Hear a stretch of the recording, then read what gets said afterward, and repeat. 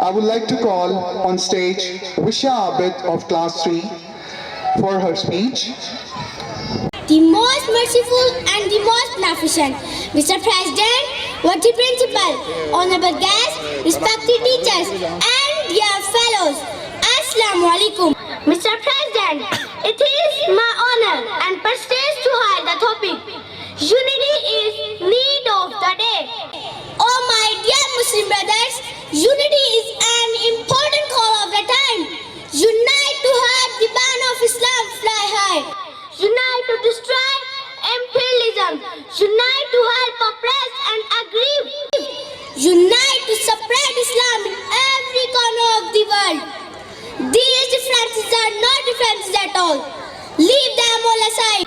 Allah Almighty Rabbul Alameen says, وَتَعْصِمُوا بِحَبْلِلَّهِ جَمِيعًا وَلَا تَفَرَّقُوا. Hold fast this rope of Allah, and be not divided into groups. Did we hold fast this rope? Are we not divided into groups? Listen carefully.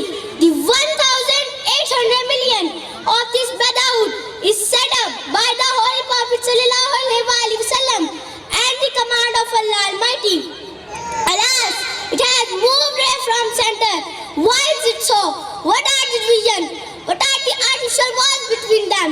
Let every member of this Ummah answer. Who will break these artificial walls? Is